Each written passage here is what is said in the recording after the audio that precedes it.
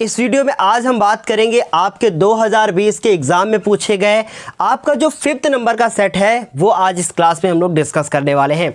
इस क्लास में हम आपको आज 2020 का जो आपका पिछले ईयर का एग्ज़ाम हुआ था उसमें आपका जो NN सेट था, NN सेट का मतलब ये हो गया कि टोटल 7 पेपर बनते हैं, आपको पता होगा। उनमें से ये आपका जो 5th नंबर का पेपर था वो पेपर आज की इस क्लास में हम लोग डिस्कस करने वाले हैं।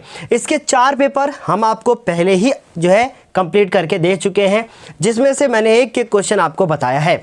उसके बाद हम लोग आज इस क्लास में फिर बात करेंगे फिजिक्स की, मतलब जो फिजिक्स का जो आपका ये सेट होगा उसकी पूरी बात करेंगे। और इसके बाद हम लोग दूसरे वीडियो में बात करेंगे केमिस्ट्री की। लेकिन उससे पहले मैं आपको बता दूं, मैं हूं शिवम द्विवेदी और आप देख रहे हैं अपना पसंदीदा चैनल ज्ञानोदय के गुरुजी। पहला क्वेश्चन आपको स्क्रीन पर पहले ही दिख गया होगा। आपने पहले क्वेश्चन में देखा क्या लिखा हुआ है, पूछा गया है कि स्वस्थ मनुष्य के आँख का जो निकट बिंदु होता है वो कितनी दूर पर होता है। तो याद रखिएगा, स्वस्थ मनुष्य की जो आँख की स्पष्ट दृष्टि की न्यूनतम दूरी होती है वो होती है 25 सेंटीमीटर। इसका मतलब अगर आपसे निकट बिंदु पूछा जाता है स्वस्थ मनुष्य का तो होगा आपका 25 सेंटीमीटर। तो पहले वाले क्वेश्चन का जो आंसर होगा वो होगा आपका 25 सेंटीमीटर। इसलिए आपका कौन सा आंसर सही हो जाएगा? आपका पहला ही विकल्प सही हो जाएगा, 25 सेंटीमीटर। पहले हम लोग इस क्लास में छोटे छोटे जितने भी बहुविकल्पी पूछे गए हैं आपसे फिजिक्स में 4, उनको देख लेते हैं, फिर जल्दी से न्यूमेरिकल पे पहुंचेंगे। दूसरा क्वेश्चन भी आपको स्क्रीन पर दिखा होगा, लिखा है एक उत्तल दर्पण की फोकस दूरी 20 सेंटीमीटर है। इसका मतलब इसमें इन्होंने फोकस दूरी F बराबर कितनी दे दी है? 20 सेंटीमीटर। ये कौन सा क्वेश्चन है? ये आपका दूसरा क्वेश्चन है, दूसरा बहुविकल्पी क्वेश्चन है। फोकस दूरी कितनी दे दी है? 20 सेंटीमीटर। हमसे पूछा है उसके वक्रता त्रिज्या क्या होगी, इसका मतलब हमसे R पूछा है। कई बार हम लोग कर चुके हैं। R को अगर आपसे याद करने के लिए बोला गया है तो 2 से इसको मल्टीप्लाई कर देंगे, इस प्रकार से यह आपका आंसर हो जाएगा 40। लेकिन यहां पर लिखा हुआ है उत्तल, अगर यही अवतल होता तो इसकी वक्रता त्रिज्या निगेटिव होती, मतलब कि -40 होती। याद रखिएगा, ये जो मैंने आपको बात बताई है, इसलिए हम लोग कह सकते हैं कि इसका कौन सा ऑप्शन सही होगा? इसका 3rd ऑप्शन सही होगा। 40 सेंटीमीटर आपको आंसर पता चल जाएगा। बच्चे अक्सर यही करते हैं, फोकस दूरी दी होती है उसको आधा करके त्रिज्या निकाल देते हैं। तो ऑप्शन में 10 भी दिया होगा पर वो आपको टिक नहीं करना है। उम्मीद है इतना आपको बेहतर समझ में आ गया होगा। 2 क्वेश्चन हम लोग ने डिस्कस कर लिए हैं। अभी तीसरा क्वेश्चन वो भी आपको स्क्रीन पर दिख गया होगा। क्या लिखा है? प्रतिरोध का मात्रक पूछ लिया है। और प्रतिरोध का मात्रक क्या होता है? प्रतिरोध का मात्रक सबको पता है कि ओम होता है, पर मान लीजिए कि यहाँ पर ऑप्शन में ओम ना दिया होता तो फिर प्रतिरोध का और कौन सा मात्रक हो सकता है, इसे समझने की कोशिश करते हैं। तीसरा जो क्वेश्चन है, पहले बात तो उसका मैं आंसर लिख देता हूं। इसका जो उत्तर है वो होगा ओम। प्रतिरोध का मात्रक क्या होता है? ओम होता है। इसे लिखा किससे जाता है? R से लिखा जाता है और इसका फॉर्मूला होता है V/I। तो इसका और कौन सा मात्रक हो सकता है? देखिए, V का जो मात्रक होता है वो वोल्ट होता है और I का मात्रक होता है एम्पियर। तो इसको वोल्ट पर एम्पियर के मात्रक से भी जाना जाएगा। मतलब कि अगर आपसे पूछ लिया जाए वोल्ट प्रति एम्पियर किसका मात्रक है तो आप बता दोगे कि वोल्ट पर एम्पियर हमारा प्रतिरोध का मात्रक है। उम्मीद है इतना भी आपको सब कुछ समझ में आ गया होगा। अभी हम बात करते हैं चौथे क्वेश्चन की। देखिए, ध्यान से समझने की कोशिश कीजिएगा। चौथा क्वेश्चन लिखा है विद्युत मोटर परिवर्तित करता है। अभी बात ध्यान से सुनिएगा। मोटर, जो आपके घर में मोटर लगी होती है उसके बारे में पहले हम लोग बात कर लेते हैं। और आपको पता होगा कि अभी हम आपको 13 नंबर चैप्टर कंप्लीट करवा रहे हैं, उसमें केवल 2 टॉपिक बचे हैं, विद्युत मोटर और विद्युत जनित्र। जल्दी ही आपको उसके भी वीडियोस मिल जाएंगे, क्योंकि वो थोड़े से ऐसे टॉपिक हैं जिन्हें थोड़ा सा एनिमेशन के थ्रू समझने की ज़रूरत होती है। जैसा कि मैं आपको देता हुआ आ रहा हूँ अच्छे वीडियोस। तो मोटर पहले समझ लेते हैं ये करता क्या है। देखिए, आपके घर में एक मोटर होती है। मोटर को आप करते क्या हो? मोटर को आप बिजली देते हो, और जब बिजली आप देते हो तो उससे कुछ ऊर्जा निकलती है, उसे यांत्रिक ऊर्जा कहते हैं। इसका मतलब मोटर का जो काम है, वो मोटर का जो काम होता है वो विद्युत ऊर्जा वो लेता है। अगर आप उसको ऊर्जा नहीं दोगे तो उससे कुछ मिलेगा नहीं हमें। विद्युत ऊर्जा वो लेता है और हमें यांत्रिक ऊर्जा दे देता है। यांत्रिक ऊर्जा वो हमको दे देगा।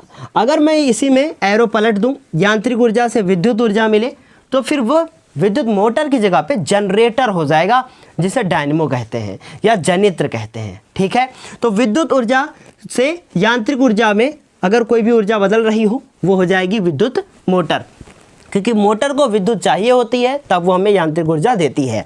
सो आपका इसमें से कौन सा ऑप्शन सही हो जाएगा? देखिए, पहला लिखा है रासायनिक ऊर्जा को यांत्रिक ऊर्जा में, तो रासायनिक का तो कोई मतलब नहीं है, केमिकल कोई यूज़ होता नहीं है। दूसरी चीज़, यांत्रिक ऊर्जा को रासायनिक में, ये भी कुछ नहीं हो सकता। फिर लिखा है यांत्रिक ऊर्जा को वैद्युत में, उल्टा हो जाएगा। विद्युत को यांत्रिक में, इसका मतलब इसका चौथा ऑप्शन सही होगा। चौथे ऑप्शन में आप टिक मार दोगे। रासायनिक का कोई लेना ही देना नहीं है, ये कोई केमिकल रिएक्शन नहीं हो रही है, इसलिए इसका आंसर चौथा होगा, विद्युत ऊर्जा को यांत्रिक ऊर्जा में बदलना है। इस तरीके से मैंने आपको चारों बहुविकल्पी बता दिए। अब हम लोग बढ़ेंगे अगले क्वेश्चन की तरफ। पूछा है किसी अंतरिक्ष यात्री को आकाश काला क्यों दिखाई देता है? देखिए, ये तो क्वेश्चन हो गया प्रकीर्णन का। अगर आप यूपी बोर्ड के छात्र हैं तो इस क्वेश्चन को आपको पढ़ने की जरूरत नहीं है, लेकिन फिर भी हम बता दें कि किसी भी जो है अंतरिक्ष यात्री को आकाश काला इसलिए दिखाई देता है क्योंकि वहाँ पर प्रकीर्णन नहीं होता है। वायुमंडल न होने के कारण प्रकाश का प्रकीर्णन नहीं हो पाता है, इसलिए हम लोग कह सकते हैं कि वहाँ पे हमें काला दिखाई देता है।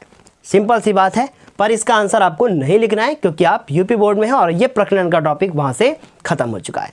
अगर अभी आप किसी और एग्ज़ाम की तैयारी कर रहे हैं तो आप बता सकते हो कि आकाश का रंग काला होता है इसलिए क्योंकि या काला दिखाई देता है मुझे कब, कहाँ से? चंद्रमा से देखने पर। जैसे कि अंतरिक्ष यात्री कोई ऊपर जाएगा, वहाँ से देखेगा तो आकाश को काला दिखाई देगा, क्योंकि वहाँ पे अंतरिक्ष में वायुमंडल नहीं होता। चंद्रमा की बात कर लें तो वहाँ पर भी वायुमंडल नहीं होता, और वायुमंडल नहीं होता इसलिए वहाँ पे प्रकाश का प्रकीर्णन नहीं हो पाता। और प्रकाश का प्रकीर्णन नहीं हो पाता, प्रकीर्णन मतलब होता है फैलना, स्कैटरिंग, वो नहीं हो पाता, जिसकी वजह से आकाश वहाँ से काला दिखाई देता है। तो इसका आंसर भी आपको मिल गया होगा। अगला क्वेश्चन देखिए, खा नंबर क्वेश्चन। ये क्वेश्चन फिलहाल यूपी बोर्ड को नहीं पूछना चाहिए था, पर पता नहीं कि ये मॉडिफाइड है क्या है। देखते हैं, इस क्वेश्चन को करते हैं।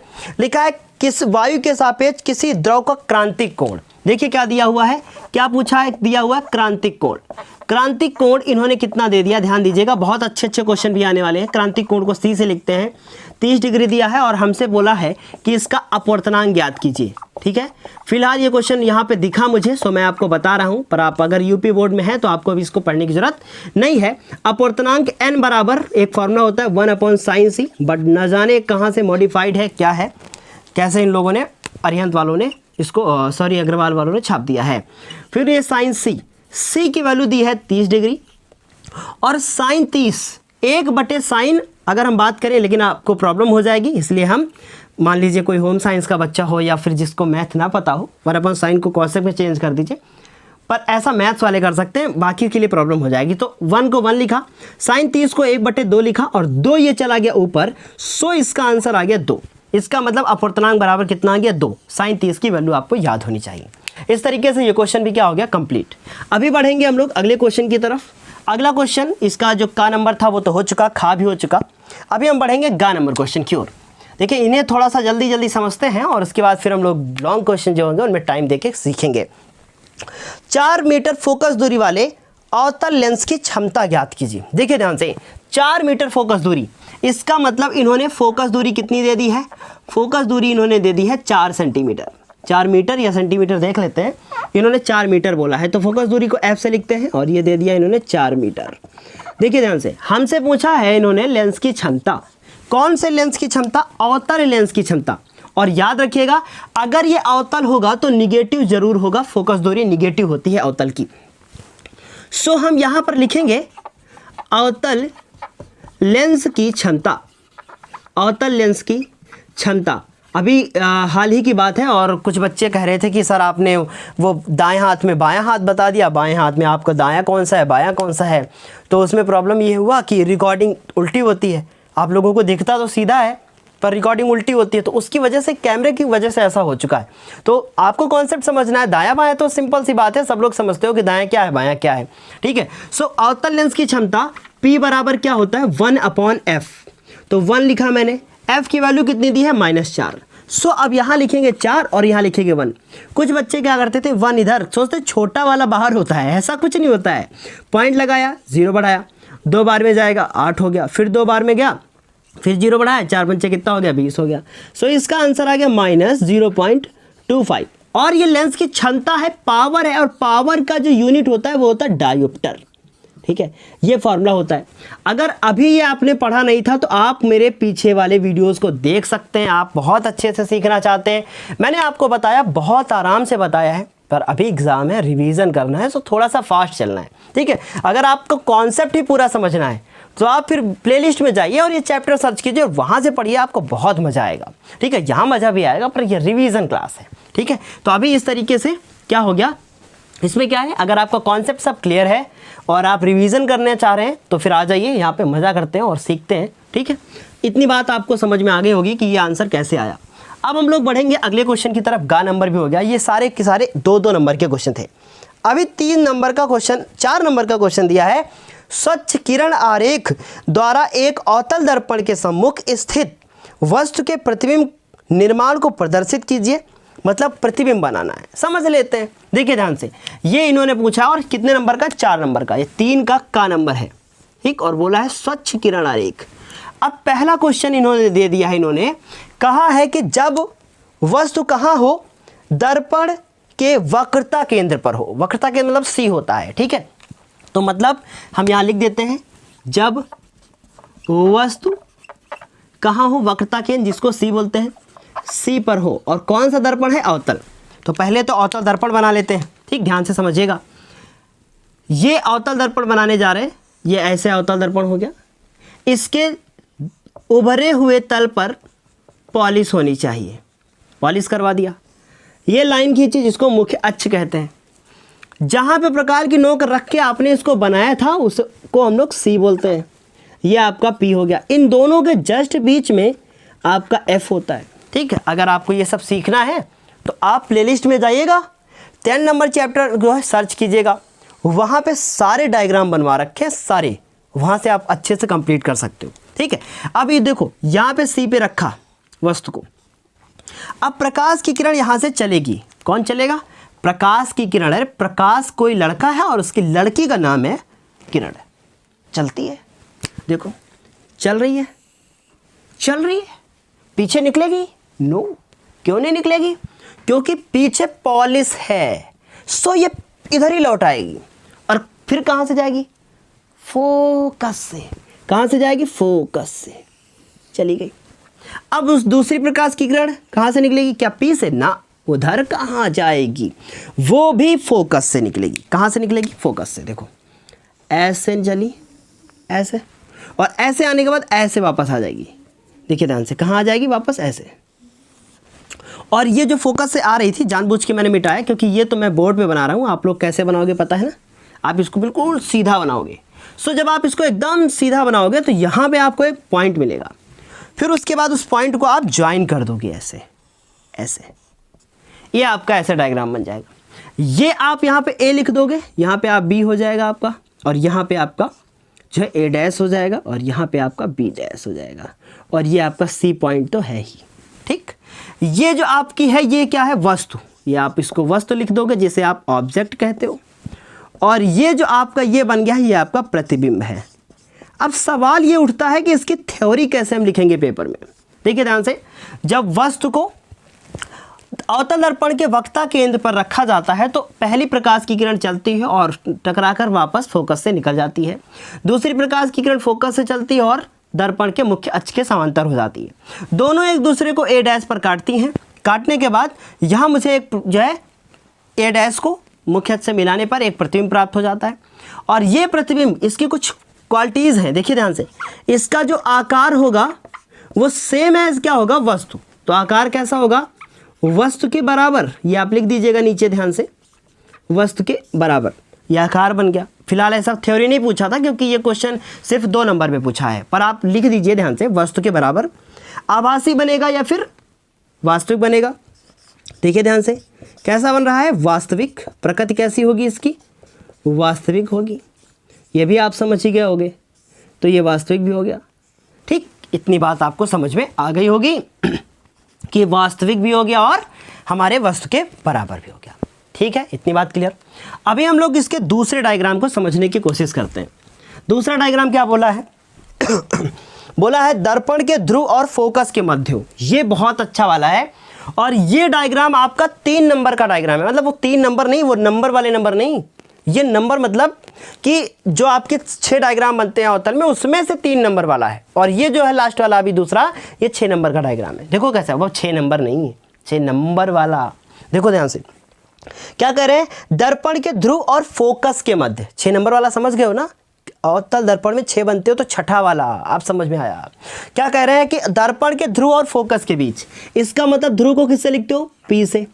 P व F के बीच कहाँ रखना है मुझे? शॉर्ट में मैंने लिख दिया P व F के बीच। सेम ऐसे ही डायग्राम बनाएंगे। अब देखो कैसे बनेगा। ठीक है, देखो सबसे पहले एक ऐसे बनाया, ऐसे लाइन खींचा मैंने। ठीक, ध्यान दीजिएगा क्या बना रहे हो आप? ये बना रहे हो आप अवतल दर्पण, ऐसे बनाया। नहीं अच्छा बना क्या?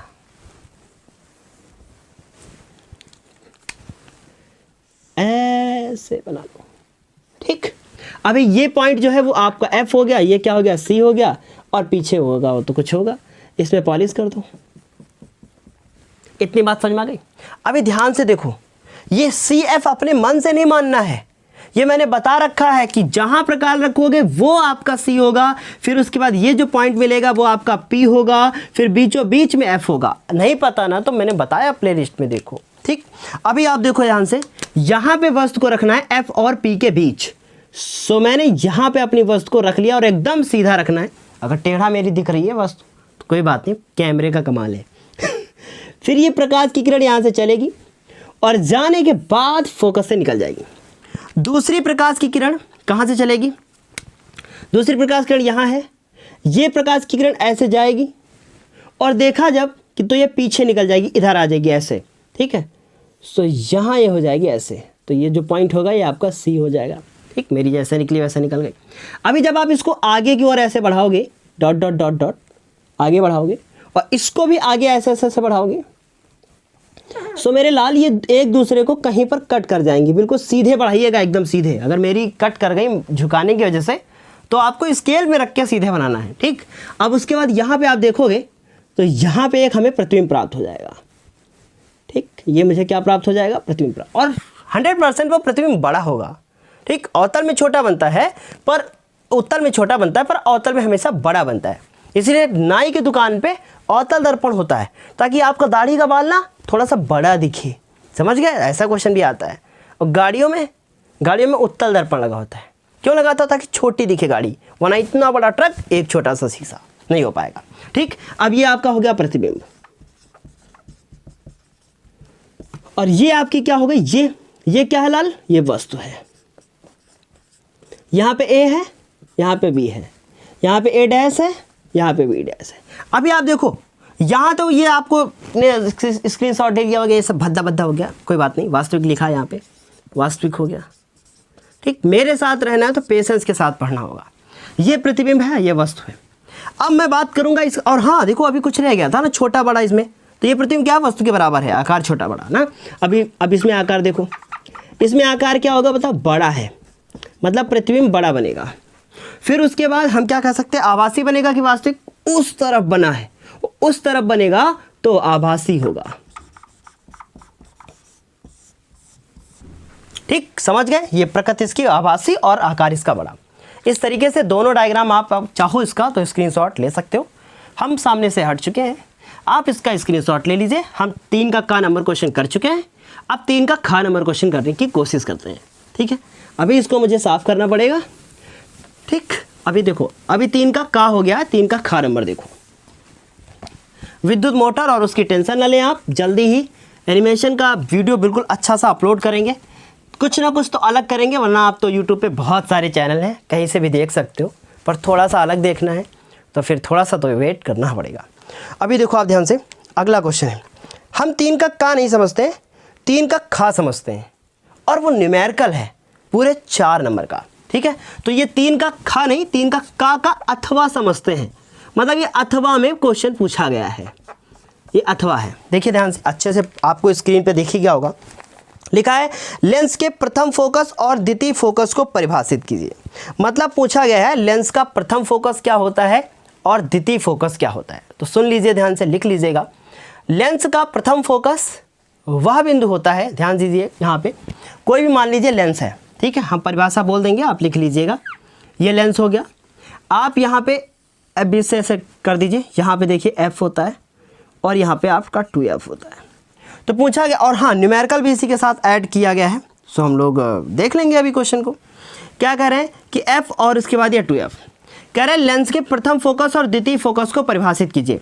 देखिए ध्यान से, किसी भी लेंस के समांतर आने वाली प्रकाश की किरणें, समांतर आने वाली प्रकाश किरणें क्या हो जाएगी, ये समांतर आ रही हैं और उसके बाद जिस बिंदु से होकर निकलती हैं उससे हम लोग लेंस का क्या कहते हैं, प्रथम फोकस कहते हैं।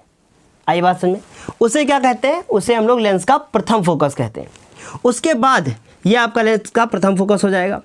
फिर उसके बाद अगर लेंस से आने वाली प्रकाश किरणें कैसी आ रही हो, देखिए ध्यान से, ऐसे ऐसे, अगर ये प्रकाश किरण ऐसे हैं और कोई प्रकाश की किरण आ रही है और कहाँ से, मान लो सीधे नहीं आ रही, किसी बिंदु से आ रही है, तो देखिए ध्यान से, जिस बिंदु से आ रही होती हैं, बस ऐसे समझ लीजिए, जिस बिंदु से आ रही होती हैं और आने के बाद जैसे अपवर्तित होती हैं और ऐसे समांतर हो जाती है, तो उस बिंदु को हम लोग कहते हैं द्वितीय फोकस। सो आप यहाँ देख सकते हो, ये आपका एफ हो गया और यहाँ पर भी एफ है, 2f को चलो मिटा देते हैं, ठीक। जो प्रकाश किरण समांतर आएगी, जिस बिंदु से होकर जाएगी, वह प्रथम फोकस, जिस बिंदु से आ रही होंगी और समांतर हो जाएंगी, उसे द्वितीय फोकस। बस यही है परिभाषा, और भी बहुत सारी है, पर ये सिंपल सी चीज़ है कि किसी लेंस के समांतर आने वाली प्रकाश किरणें अपवर्तन के बाद जिस बिंदु से निकलती हैं उसे प्रथम फोकस कहते हैं, और उसके बाद किसी लेंस के समांतर किसी बिंदु से चलने वाली प्रकाश किरणें यदि लेंस के समांतर हो जाएं तो उस बिंदु को हम लोग द्वितीय फोकस कहते हैं। समझ गए? उत्तल लेंस में प्रथम फोकस उस तरफ होता है और इस तरफ हमारा ये फोकस होता है। ये सब मैंने आपको पढ़ा रखा है, अगर आपने अभी तक नहीं देखा है तो आप देख सकते हो। अब इन्होंने एक क्वेश्चन बोला है यहाँ पर, ध्यान दीजिएगा, बहुत अच्छा क्वेश्चन है। बोला है इसी के आगे, बोला एक वस्तु एक उत्तल लेंस के प्रकाशिक केंद्र से लेंस की फोकस दूरी की 2 गुनी दूरी पर रखी है। फोकस दूरी की 2 गुनी मतलब 2f पर रखी है। उसके प्रतिबिंब निर्माण को किरण आरेख द्वारा समझाइए, है ना। इन्होंने बोला है, देखिए ध्यान से, क्या बोला है, देखिए ध्यान से, जब फोकस दूरी, मतलब डायरेक्ट नहीं कहा है, फोकस दूरी की 2 गुनी दूरी मतलब 2f, 2 गुनी मतलब 2f पर रखी है। देखिए अब डायरेक्ट नहीं बोला इन्होंने क्वेश्चन में और आप कंफ्यूज हो गए तो आपको दिक्कत हो जाएगी कि नहीं हो जाएगी। तो इसलिए पढ़ना, रिवीजन करना जरूरी है। अभी देखिए, तो कौन सा लेंस है, उत्तल, एक उत्तल लेंस बना लेते हैं। देखिए उत्तल लेंस हो गया, ठीक। जहाँ प्रकाश आपने रखा था ऐसे, ठीक है, जहाँ पे आपने ये कंपास रखा था, इधर भी रखा होगा, उन वाले पॉइंट को हमें पता ही है कि क्या कहते हैं, वो 2f हो जाएंगे। इधर भी क्या हो जाएगा, 2f हो जाएगा। उसके बाद आपको कुछ नहीं करना है, इसे ज्वाइन कर देना है, ज्वाइन कर दिया। सो ये पॉइंट आपका C हो जाता है, जिसे हम लोग सेंटर ऑफ कर्वेचर कहते हैं, या सॉरी ऑप्टिकल सेंटर कहते हैं। ये हो गया, ये पॉइंट हो गया। इन दोनों के जस्ट बीच में प्रकाशिक केंद्र भी कहते हैं इसे हिंदी में। यहाँ पे आपका F हो गया और इधर भी आपका F हो गया। अभी सो ये प्रकाश की किरण देखिए ध्यान से, यहाँ पे रखी गई है और ये प्रकाश की किरण ऐसे चलेगी और कहाँ से निकलेगी, फोकस से, ऐसे निकल गई। दूसरी प्रकाश की किरण कहाँ से निकलेगी, C से चलेगी, और जब आप इसको देख रहे होगे ये यहीं पे आके काटेगी आके। अभी देखना, ये प्रकाश की किरण ऐसे चली, ऐसे, और ऐसे करके इसको काट के चली गई। सो थोड़ा सा इसको हम सीधा कर देते हैं, ऐसे, ठीक, ऐसे हो गई। अब आपने जब देखा इसको ऐसे बनाओगे आप बिल्कुल, तो ये इधर गई, इधर गई, ऐसे गई, ऐसे गई। इसके पहले वाले डायग्राम में भी एरो बना लीजिएगा आप, और इससे अब आप जिसको ज्वाइन कर दोगे, ठीक। अब आप जब इसको ज्वाइन करोगे, बिल्कुल सीधा ज्वाइन करना, मेरा थोड़ा सा टेढ़ा है, कोई बात नहीं, है ना। ये आपका A हो गया, ये आपका B हो जाएगा, यहाँ पे आपका B डैश हो जाएगा और यहाँ पर आपका A डैश हो जाएगा। ये आपकी वस्तु होगी और ये आपका प्रतिबिंब होगा। ये सब मैंने बहुत अच्छे से बताया है आपको, अगर आप देखना चाहो तो देख सकते हो। ये आप देख रहे हो। और पूछा क्या है, अभी बोला है कि किरण आरेख बनाइए, और साथ ही साथ इन्होंने बोला है किरण आरेख द्वारा प्रदर्शित कीजिए। तो प्रदर्शित तो मैंने कर दिया। अगर बात कर ले हम इसके आकार की, प्रतिबिंब के, अगर 2f पे रखा है तो 2f पे बनेगा, और याद रखिएगा बराबर बनेगा। इसका मतलब वस्तु के बराबर। जब आप डायग्राम बनाओगे तो ये वाला साइज और ये वाला साइज आपस में बराबर होगा। सो हम यहाँ लिखेंगे वस्तु के बराबर। देखिए कितना आसान पेपर आता है। और प्रकृति पूछी गई है। प्रकृति बताइए कैसी होगी, आभासी या वास्तविक? प्रकृति इसकी वास्तविक होगी। और जितने भी बच्चे मेरे से स्टार्टिंग से जुड़े हुए हैं और उन्हें एहसास है इस बात का कि मैंने टाइम वेस्ट नहीं किया है यूट्यूब चैनल पे और ज्ञानोदय के गुरुजी के यूट्यूब चैनल पर, अभी उम्मीद है कि पूरा समझ में आ गया होगा। स्क्रीनशॉट आप ले सकते हो, है ना। अभी अगले वीडियो में हम लोग बात करेंगे इसके केमिस्ट्री वाले पार्ट की, और 5 नंबर सेट भी कंप्लीट हो जाएगा, फिर धीरे धीरे सब कंप्लीट हो जाएगा। मैथ्स के लिए हम कुछ स्पेशल करने ही वाले हैं। ट्रायंगल कंप्लीट हो ही जाएगा जब से 1-2 दिन में। अभी देखते हैं अगला क्वेश्चन, देख लेते हैं। फिर पूछा है घरों की वायरिंग के परिपथ में फ्यूज का महत्व क्या है? फ्यूज, इसे समझ लेते हैं। ये खा नंबर क्वेश्चन है, शॉर्ट में समझते हैं, ठीक। देखिए फ्यूज, इनके बारे में कुछ हम बहुत इंपॉर्टेंट बात बता देंगे आपको।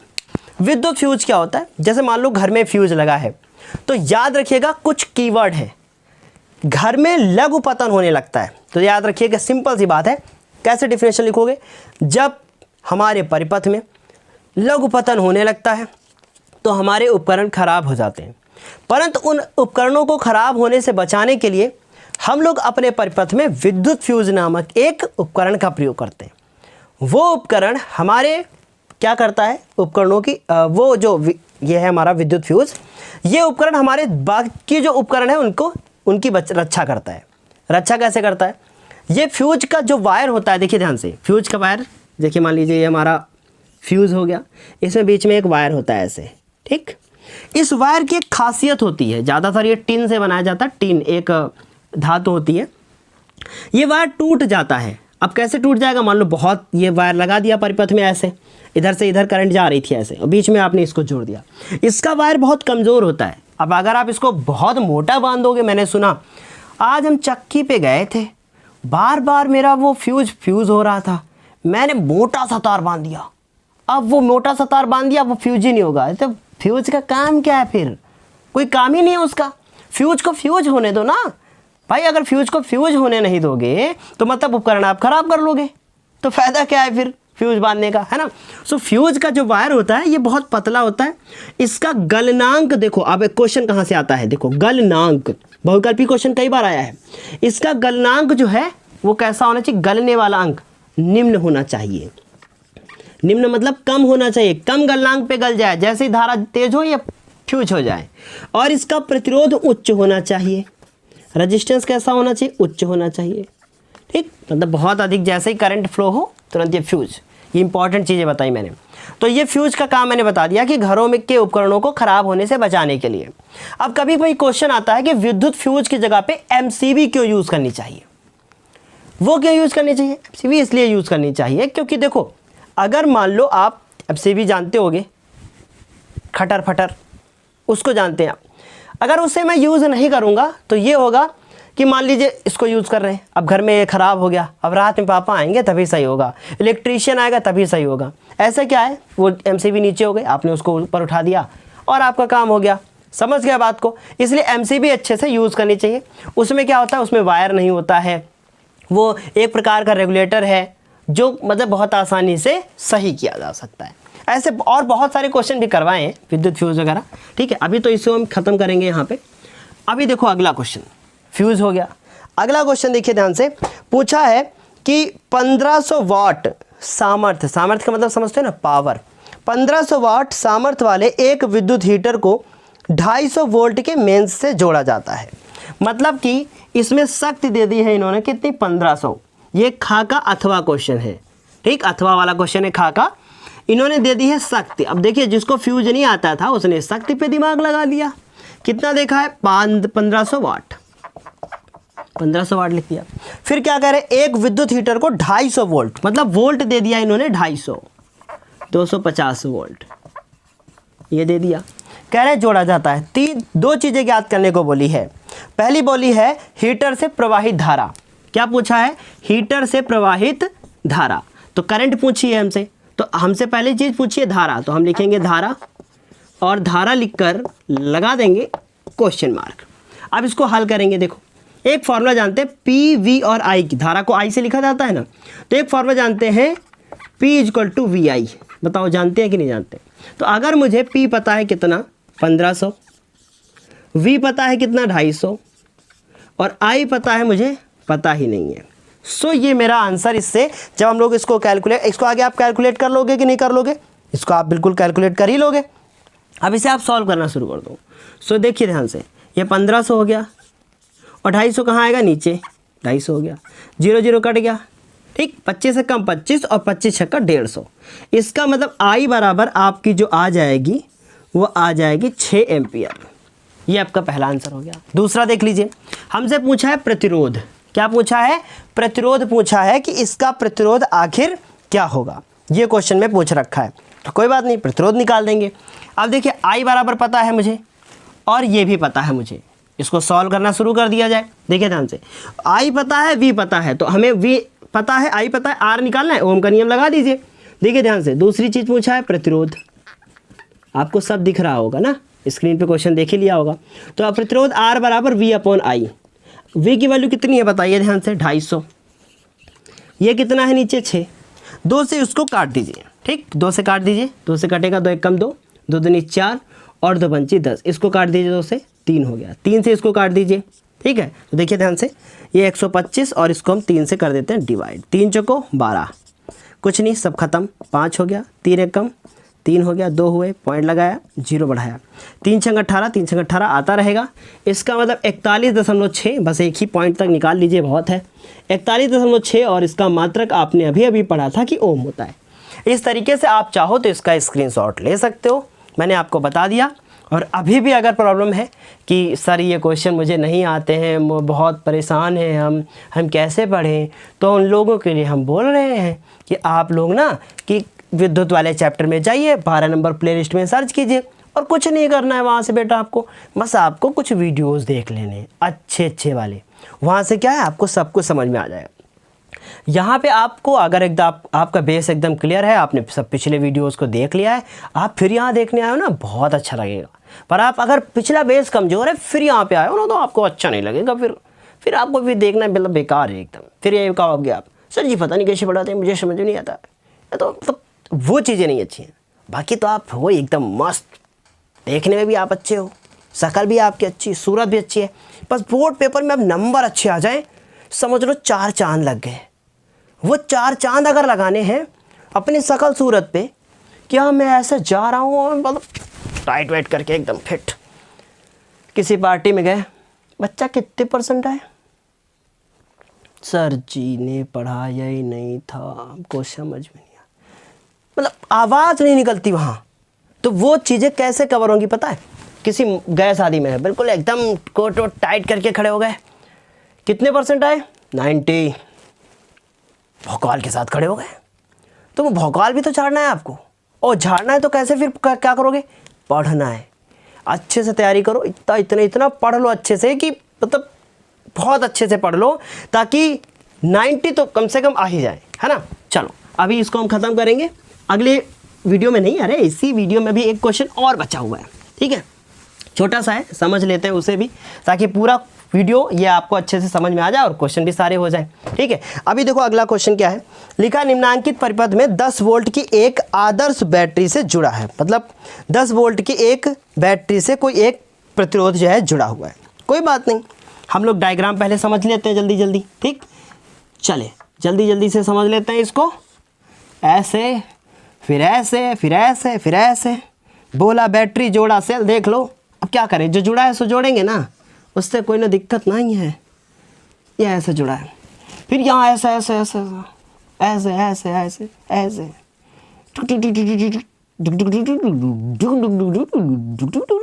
जुड़ गया, समझ गए। फिर आगे देखो, अभी इनकी वैल्यूज़ लिखी हैं। क्या क्या लिखा है? 1 2 3 4 5 6 7। कैसे लिखा है? 1 ओम, 2, फिर ये 10 वोल्ट, फिर 3 ओम, फिर ये 2 ओम और ये फिर 4। यहाँ पे क्या लिख रखा है? ए।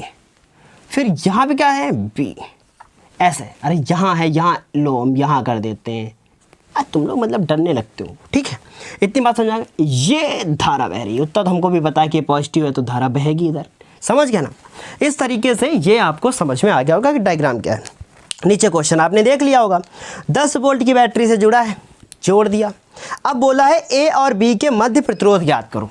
मतलब ए और बी के बीच कितना प्रतिरोध है, बहुत आसान है। देखियो पहला क्वेश्चन क्या पूछा, ए और बी के बीच प्रतिरोध। तो देखो ध्यान से, धारा चली छुक छुक छुक छुक छुक यहाँ पहुंची। अब जब धारा यहाँ पहुंची तो दो रास्ते बट गए, छुक छुक छुक छुक छुक, यहाँ गई यहाँ गई। अब जब यहाँ गई तो इसका मतलब इसमें धारा का मार्ग नहीं बदला, इसमें और इसमें धारा का मार्ग नहीं बदला, इसमें भी धारा का मार्ग नहीं बदला। तो इसका मतलब ये श्रेणी क्रम में है, ये दोनों श्रेणी क्रम में है, ये दोनों भी श्रेणी क्रम में है। तो हम इसमें कह सकते हैं कि 1 और 2 श्रेणी क्रम में है। हम क्या लिखेंगे, 1 ओम व 2 ओम कौन से क्रम में है, श्रेणी में है। श्रेणी क्रम में है या श्रेणी में है, एक ही बात है।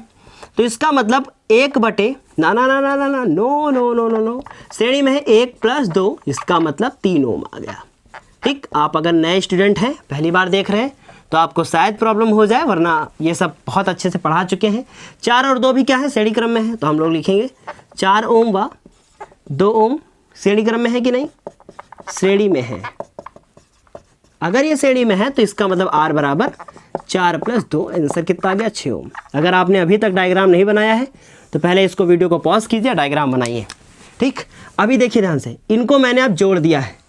सो अब ये ऐसे ऐसे हो गए।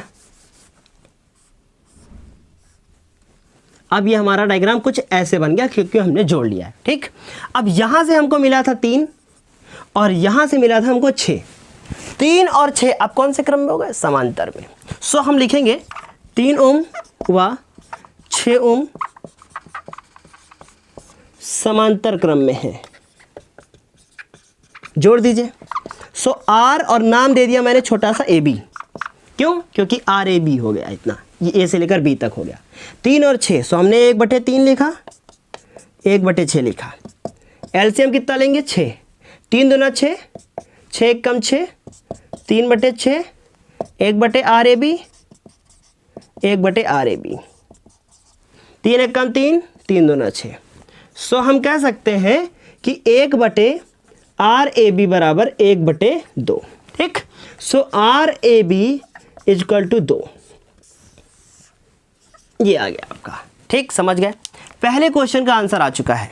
दूसरा क्वेश्चन क्या पूछा गया है वो भी आपको स्क्रीन पे पहले ही दिख गया होगा। परिपथ में धारा, हमसे परिपथ में धारा, अब ये क्वेश्चन गायब दिख रहा था आपको, जो वो गायब। परिपथ में धारा पूछी है। दूसरा देखो, परिपथ में धारा, तो धारा पूछिए ना, धारा निकालने के लिए क्या करोगे आप, ओम का नियम लगाओगे। I बराबर क्या लिखोगे आप, देखो V बराबर IR, तो I बराबर V/R। ठीक, V/R, V की वैल्यू कितनी है, 10। ठीक, ओ परिपथ में धारा निकालते वक्त अगर आपने इसको नहीं जोड़ा तो आपने गलती कर दी, जैसे हम करने जा रहे थे स्वाहा। अभी ये गलत हो गया जा, है ना। देखो दूसरा, ध्यान से, धारा निकालनी है तो हम लिखेंगे सबसे पहले कुल प्रतिरोध, तो निकाल लो लाल, कुल प्रतिरोध। और कुल प्रतिरोध R बराबर क्या, ये जो 2 निकाला था, ये जो 3 है उसको जोड़ेंगे, तब आएगा आंसर आपका 5 ओम कुल प्रतिरोध। तो हम लोग निकाल लेंगे अब कुल धारा, है ना। कुल धारा बराबर V/R। V की वैल्यू कितनी है, 10/5, आंसर कितना, 2 एम्पियर। समझ गया कि नहीं, ऐसे ही करना था। अभी तीसरी चीज क्या पूछी है, पूछा है कि A व B के बीच विभवांतर। ठीक, तीसरी चीज पूछी है A व B के बीच विभवांतर। देखो ध्यान से, A व B के बीच क्या पूछा है, विभवांतर पूछा है। इसे हम लोग 100 मिटाएंगे नहीं। देखिए ध्यान से, तीसरी चीज A व B के बीच विभवांतर। देखिए कैसे लिखेंगे, सबसे पहले लिखेंगे A B के बीच धारा। ठीक, अब AB यहाँ जितनी धारा बैटरी से निकलेगी वही तो यहाँ जाएगी ना। सो कितनी धारा है, 2 एम्पियर, तो हम लोग लिखेंगे यहाँ पर 2 एम्पियर। फिर AB के बीच प्रतिरोध, तो हम लिखेंगे AB के बीच, बहुत आसान है, कुछ है ही नहीं इसमें। AB के बीच प्रतिरोध, AB के बीच प्रतिरोध कितना है बताओ, 6 और 3, है ना। तो हम लोग जोड़ चुके थे सब पूरा। AB के बीच प्रतिरोध कितना था, 2। देखिए ध्यान से, 2 ओम। उसके बाद इसको हल करो, तीसरा पार्ट क्या पूछा है, विभवांतर किसके बीच, ए बी के बीच, तो वी ए बी लिख दिया मैंने। आई और इंटू आर होता है, सो यहाँ पर भी ए बी लिख दिया। तो इसकी वैल्यू दी है कितनी, 2। आर ए बी की वैल्यू निकाली आपने 2, ये हो गया आपका 4 वोल्ट।